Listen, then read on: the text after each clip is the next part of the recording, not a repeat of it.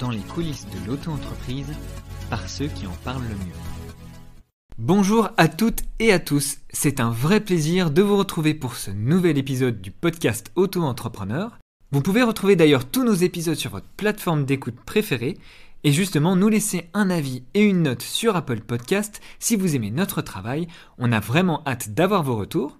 Je dis nous car, comme vous le savez, nous sommes un duo et j'ai le plaisir, comme à chaque épisode, d'être accompagné d'Elena. Salut Elena, comment ça va aujourd'hui? En forme?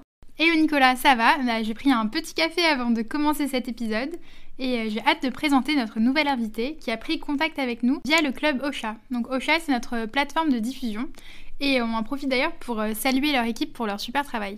Aujourd'hui, nous recevons Laure, qui est auto-entrepreneur et qui exerce une activité originale puisqu'elle est réalisatrice de podcasts et plus spécifiquement de podcasts scientifiques, et cela depuis plus de 2 ans. Pendant ces 2 années en tant qu'auto-entrepreneur, elle a dû faire face à ses doutes, ses difficultés au moment du lancement, mais aussi les envies de liberté, et c'est de ça dont on va parler aujourd'hui dans cet épisode. Oui, car cet épisode, on le veut vraiment comme un véritable retour d'expérience pour tous ceux qui se posent encore la question de savoir si la micro-entreprise est faite pour eux. Nous allons donc passer à l'interview et n'hésitez pas en commentaire sur les réseaux sociaux ou directement sur la plateforme Apple Podcast à nous partager également vos questionnements sur le régime. On se fera un plaisir d'y répondre. C'est parti pour l'interview.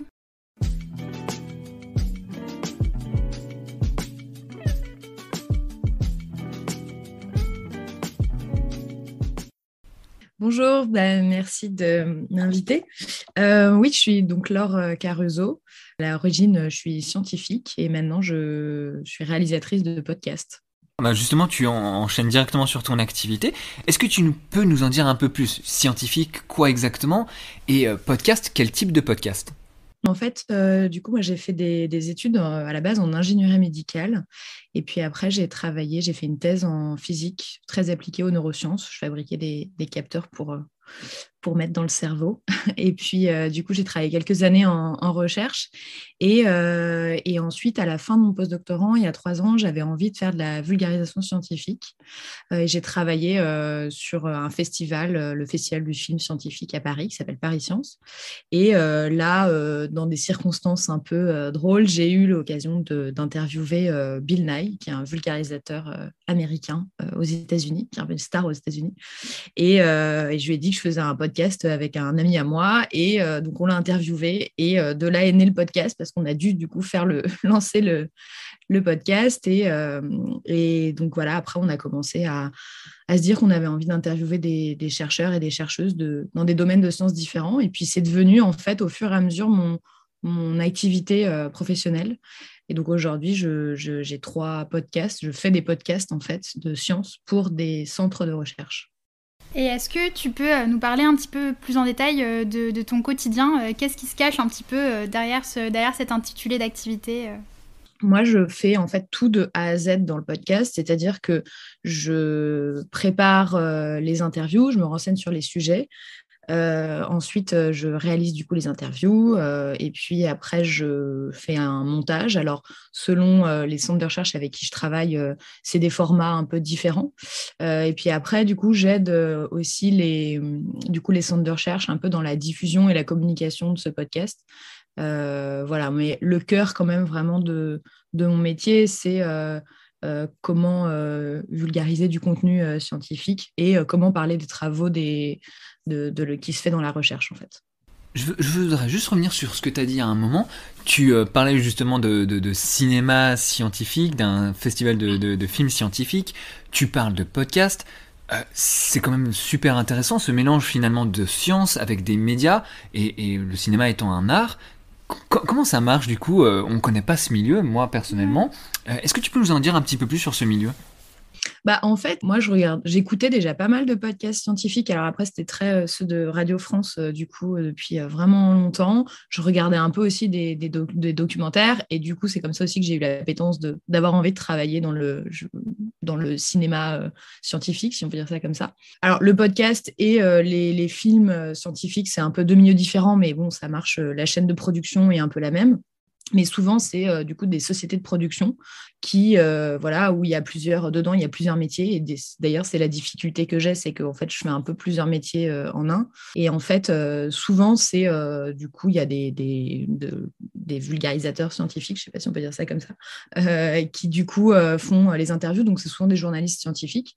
Et puis après, il y a toute une partie de gens qui font, eux, le tournage, tout l'aspect aussi technique, ou les réalisateurs et réalisatrices. Voilà. Et en fait, souvent, c'est un peu dissocié. C'est pas forcément des scientifiques à la base qui sont réalisateurs ou réalisatrices. Voilà, donc de combiner les deux, d'ailleurs, c'est un peu faire le grand écart, mais c'est très chouette, c'est hyper intéressant. Comment est-ce que tu t'es dit en fait que tu allais faire de cette activité ton activité principale?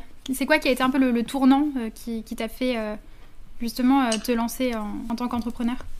En fait, quand j'ai commencé, du coup, Savant Sachant Chercher, qui est le podcast avec le premier épisode avec Bill Nye, avec mon collègue Adrien, à la base, c'était un peu comme ça, sur notre temps libre, vraiment par intérêt d'avoir la chance d'aller dans les labos de recherche et d'interviewer des gens, et voilà, autant sur leurs travaux d'ailleurs que sur eux. C'était un peu aussi montrer qui est la personne derrière le ou la scientifique. Donc au départ, on ne pensait pas du tout que ça devienne une activité rémunérée.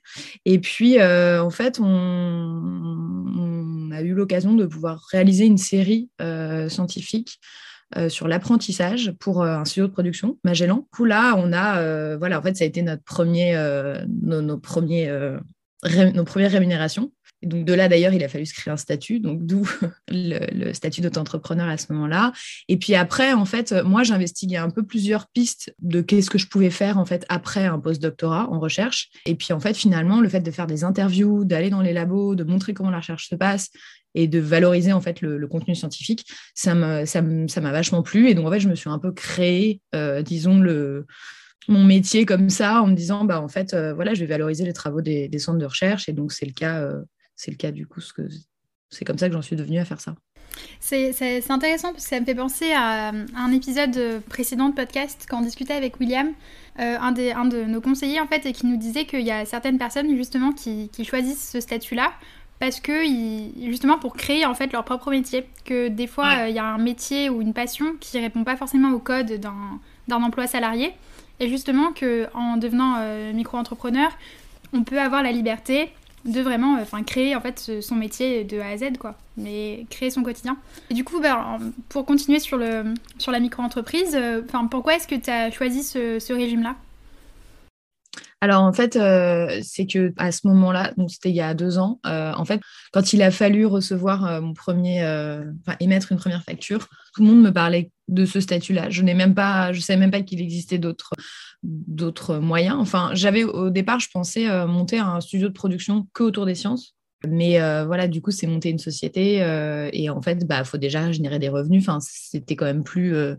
Je me suis dit, bon, je vais commencer déjà par être toute seule. Et pour rebondir sur ce que tu disais, c'était exactement ce qui m'a.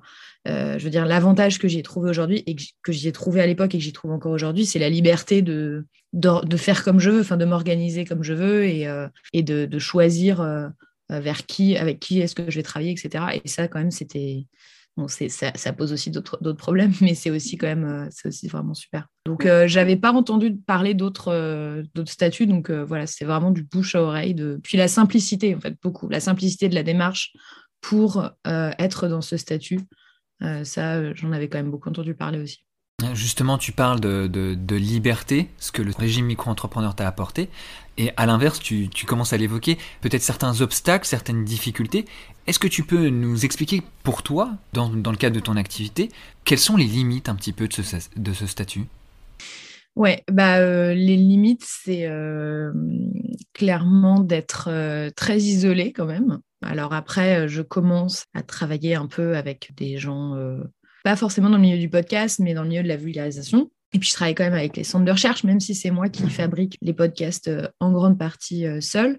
Donc ça, le fait d'être isolé, après, j'ai du mal à savoir si c'est le statut. Bon, je pense quand même aussi, mais c'est aussi le milieu dans lequel je suis. Le podcast scientifique, je ne connais pas tant de gens qui vivent de ça, en fait, voire même très peu. Et puis après, sur aussi les difficultés. Alors, je sais pas, peut-être que je devance un peu la question, mais c'est vraiment sur combien il faut que je me paye, combien je dois mettre de côté, comment je fixe mes tarifs. Enfin, voilà, tout ça, c'est des réflexions que j'ai un peu toute seule. Et c'est pour le coup le Club Ocha sur lequel on a discuté, par le biais duquel on s'est rencontrés, ça peut aider justement parce qu'en fait, c'est quand même des échanges avec d'autres gens qui font aussi du podcast. On va revenir après justement sur les questions que tu expliques, quotidiennes, j'ai envie de dire, redondantes, de comment fixer ses prix. Mais juste avant, voilà, tu parles du fait que tu te sens seul des fois, du fait peut-être du milieu dans lequel tu exerces, du statut. Et à la fin, on parle de Ocha. Nous, au fur et à mesure des épisodes de cette saison de podcast, on a interagi avec des personnes qui nous disent l'un des points clés pour eux, c'est l'importance du réseautage. Savoir s'entourer, être accompagné, etc. Il y a deux choses. Il y a le fait que oui, tu es dans un milieu, je pense, peut-être fermé ou un peu exclusif, et le fait d'être micro-entrepreneuse. Aujourd'hui, mine de rien, nous, c'est ce qu'on essaie de faire au portail Auto-entrepreneur avec notre communauté Facebook, c'est de rassembler un maximum de gens qui ont justement ce statut pour qu'ils puissent échanger entre eux. Même chose, je pense aux épisodes précédents sur l'entrepreneuriat féminin, elles créent des réseaux en fait d'entrepreneurs plutôt, et je pense que c'est ça vraiment vers quoi il faut se diriger de plus en plus, c'est oui, ok, on n'est peut-être pas dans le même milieu, mais on a le même statut, on a les mêmes problématiques, les mêmes difficultés au quotidien, donc justement ces fameuses questions. Oui, les questions sur lesquelles on va revenir, donc les difficultés que tu mentionnais, donc comment fixer ses prix, comment trouver ses clients, comment se faire un réseau. Donc ça fait partie des questions que tu te poses au quotidien. Déjà, comment est-ce que tu arrives en fait à faire face à ces questions ? Et est-ce qu'il y en a d'autres en fait qui se posent au fil de l'exercice de ton activité ? Ouais. En fait, il y a un truc, c'est que moi, juste au moment où je commençais à me dire, OK, je vais pouvoir peut-être essayer de vivre du podcast scientifique, c'était juste avant le Covid. Et donc, je commençais à aller à il y avait quand même beaucoup d'événements dans la communauté scientifique où justement tu rencontres des gens, enfin du réseautage en fait. Et confinement. Donc là, autant vous dire que ça a quand même bien calmé niveau réseau. Donc ça a été beaucoup par LinkedIn finalement. Mais disons qu'aujourd'hui, j'ose quand même plus aller envoyer des messages, même à des gros centres de recherche. Moi, je travaille avec INRAE pour le podcast La Boucle est bouclée, qui est l'Institut national de recherche en agriculture, alimentation, environnement. C'est quand même un centre de recherche qui est assez grand. Et donc voilà, je me sens déjà plus légitime de contacter du coup d'autres centres de recherche qui pourraient être intéressés pour utiliser cet outil de communication. Mais c'est vrai qu'au début, c'était vraiment compliqué ces 2 dernières années. Pour se faire connaître, etc., c'était un peu compliqué.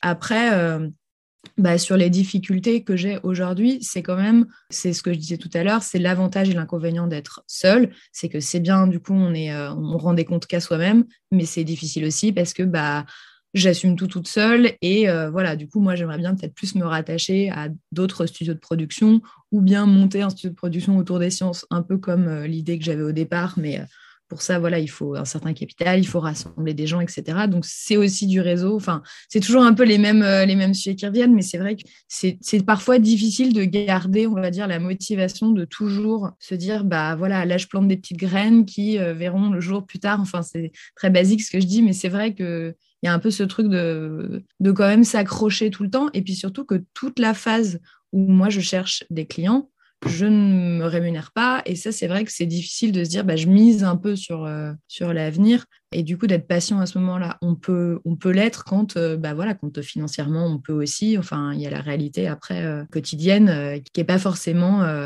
toujours simple. Et du coup, tu saurais dire justement quels sont les éléments sur lesquels tu aurais aimé être davantage préparé ou renseigné, et aussi de quelle manière tu aurais aimé pouvoir justement préparer tout ça? Moi, c'est vrai que c'est quand même très lié du coup au milieu du podcast, parce que c'est quand même un milieu qui est en train d'émerger, où il n'y a pas vraiment... Enfin, il y a des modèles économiques qui essayent un peu de se faire, mais j'ai l'impression que les studios de production essayent un peu des choses différentes. Du coup, j'aurais aimé, et en fait, j'aimerais encore aujourd'hui avoir justement des gens peut-être plus, pas science en fait, pas côté science, mais plutôt côté entrepreneur podcast, si je peux dire ça comme ça, avec une vision du coup un peu plus média que moi j'ai moins puisque je viens des sciences. Que, voilà, ça typique, j'aurais aimé avoir un peu des conseils de bah voilà, peut-être là, oriente-toi plutôt vers ci ou vers ça. Donc, et que moi, je puisse me concentrer plus sur, bah, en fait, quel sujet scientifique j'ai envie de traiter, avec qui j'ai envie de travailler, et du coup, me concentrer sur l'éditorial scientifique, ce que je sais plus faire que... Même si ça me plaît aussi l'exercice voilà, de gestion de projet, on va dire, dans le podcast, mais c'est parfois compliqué. Je navigue à vue, en fait, des fois, pour dire simplement. Du coup, au niveau de la micro-entreprise, par exemple, est-ce qu'il y a... Là, je sais qu'on est dans la période un peu de déclaration de revenus. Donc, nous, on a beaucoup de questions par rapport à ce sujet-là. Et puis, en fait, il y a les grandes périodes, la CFE, tout ça, c'est un peu les moments clés dans la vie de micro-entrepreneurs. Et donc, nous, on le voit vraiment sur les réseaux sociaux. Est-ce que, du coup, toi, sur ces questions-là, côté administratif, qu'est-ce qui t'a semblé assez évident? Qu'est-ce qui t'a semblé plus difficile à appréhender où est-ce que tu as trouvé les informations? Plusieurs choses. Quand j'ai commencé, je sais que tout le monde me disait en 2 clics, c'est fait, c'est simple, etc. C'est vrai que c'est pas long, mais en fait, il y a des petites cases à cocher ou à pas cocher. Franchement, je sais que voilà, ne serait-ce que pour bénéficier de l'ACRE la première année, je l'ai demandé en fait après parce que j'avais pas coché la bonne case. Enfin, typiquement, ça, je ne savais pas. Mais en fait, c'est du bouche à oreille, c'est des conseils que je demande un peu à droite à gauche, c'est des conseils que je vais lire. Mais franchement, j'essaye d'être rigoureuse avec ça, mais voilà, c'est quand même... c'est pas la partie que je préfère, mais bon, ça, on est bien tous obligés. Mais c'est surtout, en fait, c'est plus je vais piocher un peu des conseils ou je vais essayer de lire des trucs sur des forums ou des... En l'occurrence, je vous ai découvert un peu trop tard. Enfin, c'est jamais trop tard. Mais ouais, non, c'est un peu de la débrouille, en fait. C'est vraiment de la débrouille. Mais déjà, si le côté rigoureux, effectivement, c'est une des clés, je pense, quand on se lance en micro-entreprise. On avait abordé un peu avec William, toujours, ce côté, effectivement, s'organiser, anticiper. C'est pas toujours évident, mais c'est une bonne base, quoi. Et des fois, ça vient même après, j'ai envie de dire. On s'en rend pas compte au début parce que tu dis, oui, c'est simple en soi, ok, on peut se tromper de case, mais aussi, on se rend pas compte que c'est derrière, à terme, qu'il va y avoir beaucoup de boulot et qu'il faut s'organiser et qu'il faut savoir gérer son temps, qu'il faut aussi trouver le temps et l'équilibre pro-perso. Il y a tout ça on s'en rend pas compte, en fait, quand on n'est pas encore dedans. Non, pas du tout. Mais en fait, ça demande une autodiscipline. Et d'ailleurs, souvent, je me dis... j'essaie souvent de dealer, je vais dire, avec moi-même en me disant, est-ce que je peux assez m'autodiscipliner ou est-ce que non, en fait, il faut que je revienne dans un truc, dans un salariat, dans le salariat. Et c'est en fait, c'est des questionnements qui sont quand même là en permanence, surtout que je suis quand même dans un milieu, dans un domaine où je ne suis pas du tout certaine que l'activité va prendre et va fonctionner. Je veux dire, là, je travaille pour l'instant pour l'école des mines et pour INRAE. C'est super, ça m'intéresse énormément, mais voilà, c'est pas et vitam aeternam. Et puis, ça ne veut pas dire que les choses vont se faire toutes seules après. Donc ça, et pour ça, l'organisation au quotidien, non, mais c'est vraiment je trouve qu'il faut développer des skills, des compétences que je n'avais pas et que je n'ai pas forcément encore. Hein, mais comme tu dis, le vie pro, vie perso, moi, ça m'arrive de travailler le dimanche et de ne pas travailler le mercredi après-midi. Enfin, je dis au pif. Mais, donc, c'est bien, mais en même temps, c'est un effort quand même, je trouve, vraiment quotidien. Et ça, ouais, ce que tu dis, je n'avais pas du tout idée que ça serait ça avant. Est-ce que tu as des conseils à partager à nos auditeurs en termes d'organisation, par exemple ? Je pense pas être un super bon modèle pour donner des conseils, mais après, non, mais je crois que effectivement, moi, ce qui m'a aidé, c'est quand même de me faire un petit planning. Ne serait-ce que d'abord global sur la semaine, et puis après, un peu de jour en jour. Et d'essayer de rester là-dedans. Mais après, j'avais aussi des délais avec mes clients, etc. Donc, c'était quand même c'était plus facile. Maintenant, il y a aussi un truc, c'est que j'ai intégré le fait que je travaille quand même assez bien dans les derniers moments. Sous pression. Non, mais c'est très récent que je me dis, bon, je crois qu'il faut que je l'accepte. C'est hyper dur. Et du coup, comme je peux m'organiser un peu comme je veux, je commence un tout petit peu à me dire, OK, en fait, c'est pas grave si là, je bosse pas parce que je sais que ce soir, de toute façon, je vais être efficace. Et c'est quand même, ça finit pour l'instant à peu près bien, toujours bien. Parce que tu penses que tu vas plus à l'essentiel quand tu es sous pression, quand tu as des délais plus courts? Ouais, après, il y a quand même un truc, c'est que souvent, par exemple, dans l'écriture des podcasts, c'est aussi du temps long. C'est-à-dire que, et c'est ça qui est difficile aussi dans mon métier, c'est que je peux pas être. Il faut quand même, il y a une grosse partie de création qui me plaît vachement et que j'avais pas tellement en recherche. Donc, c'est très agréable, mais ça peut pas être tous les jours. Enfin, c'est très difficile on peut pas être créatif 8 heures. Enfin, d'avoir une bonne idée déjà dans la semaine, c'est déjà pas mal.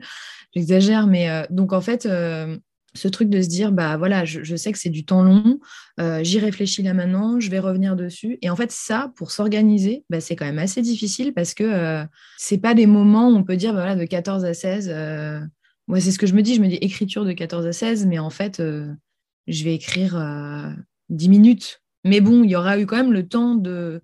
Mon cerveau aura déjà un peu quand même réfléchi à tout ça. Et au dernier moment, l'idée ne sera pas venue d'un coup. En fait, je l'aurais déjà réfléchi quand même un peu avant. Tout au long de notre interview, tu parles justement de tes podcasts. Petite anecdote à te partager, un peu avant l'enregistrement de l'épisode, on s'est entraîné à prononcer les noms de tes podcasts. Parce qu'il faut le dire, faut en parler quand même. Bon, la boucle est bouclée, ça va à peu près. La boucle est bouclée. Ça avance. Par contre, savant, sachant chercher, là je l'ai forcé un petit peu. Mais c'est quand même des viralangues assez sympas. Voilà, j'utilise jamais ce mot, je trouve ça très, très sympathique. Ouais, c'est un peu le running gag qu'on demande à nos invités au début du podcast de répéter plusieurs fois. C'est drôle parce qu'en fait, les gens le voient pas du coup, mais en fait, c'est trop drôle de voir leur tête quand ils le disent. Il y en a qui bougent les yeux dans tous les sens, il y en a qui se tordent les joues. Enfin, c'est assez amusant à chaque fois de voir ça. Et je sais que Adrien et moi, on est forcément habitués à le dire beaucoup. Et du coup, il y a une personne un jour qui nous dit, mais vraiment qui était étonnée, mais comment vous arrivez à le prononcer si bien? Enfin... Donc voilà pour notre petite anecdote de notre côté. Et est-ce que toi, tu as une anecdote à nous partager vis-à-vis de ton activité?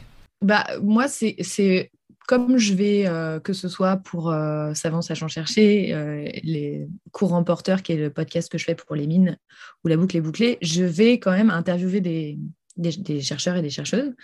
Et donc, en fait, je vais dans des labos un peu, enfin, des fois improbables, dans des lieux. Je suis allée au Muséum d'histoire naturelle, dans les sous-sols, voir des champignons surgelés pour l'étude de la truffe, notamment. C'était assez étonnant.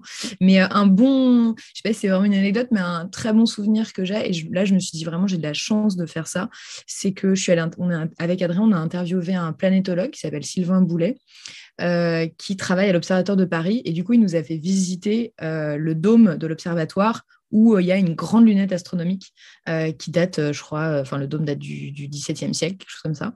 Et voilà, et là, quand on était dans le dôme, on était tous les trois, quand même, je trouvais que c'était assez... je me disais, waouh, la chance d'avoir ça, c'est un lieu historique en sciences, et du coup, d'aller voir... d'aller visiter des lieux vraiment chouettes, ça, c'est... À chaque fois, c'est super enrichissant. Donc tu vis un peu de ta passion et ça te permet d'avoir des moments un peu privilégiés. Ouais, carrément. Franchement, c'est marrant parce qu'il y a des moments où, quand je suis en écriture notamment, ou en préparation, ou des moments juste un peu où j'ai peut-être un peu moins de travail, je trouve parfois le temps long dans le sens solitude, où je me dis, oh là là, quand même, je travaille vraiment toute seule, etc. Et en fait, souvent, c'est en préparant une interview, je vais rencontrer la personne, et ça paraît trivial de dire ça, mais c'est vrai, en fait, ça me nourrit vraiment. Genre, d'un coup, ça fait longtemps que j'ai pas vu quelqu'un dans un labo. Et en plus, tout de suite, non, mais je veux dire, tout de suite, les gens sont quand même souvent intéressés pour parler de leur métier, de ce qu'ils font. Donc, voilà, il y a un échange qui est souvent très riche, et puis ils me montrent ce qu'ils font, ils m'expliquent. Donc, et ça, c'est rien que, franchement, pour ces moments-là, je suis hyper contente de faire ça. Donc, ça me remotive après pour un temps. Mais c'est drôle parce que ça me fait penser un petit peu à comment est-ce que toi, tu as commencé à faire le podcast. Ah oui. Et toi, t'étais tout seul au début et c'est un peu ce que tu disais. Et finalement, c'est dans l'interaction et dans l'échange qu'on arrive vraiment à se motiver, à justement à avoir plus de créativité. Et justement, là, on se parle de podcast. Là, tu vas prêcher des convertis, mais nous, notre bulle podcast nous est importante. On adore ce moment un peu, encore une fois, privilégié qu'on a avec les invités. Toi, ce format, qu'est-ce qu'il t'apporte en fait ?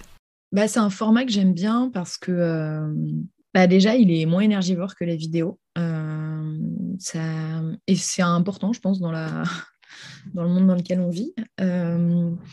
Après, je trouve qu'on peut raconter des choses à l'audio j'allais dire plus intimes. Enfin, je demande pas l'avis personnel des chercheurs, mais il y a quand même un truc qu'on peut faire passer, une histoire qu'on peut raconter qui est plus propice à l'audio qu'à l'image. Et moi, j'aime bien avoir le temps justement d'aller un peu en profondeur dans les sujets, d'avoir le temps de discuter. Je passe quand même beaucoup de temps avant avec les invités, à discuter avec eux, à les rencontrer, à aller comme visiter leur labo, etc.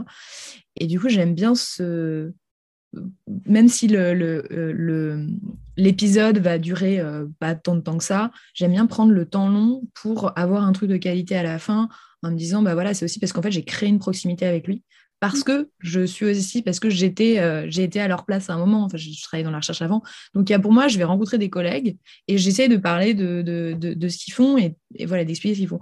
Et ça pourrait être à l'image, mais en l'occurrence, en vidéo, mais c'est vrai que c'était pas de prime abord ce qui me plaisait. C'est un format, puis je sais pas, on peut l'écouter n'importe comment, n'importe où.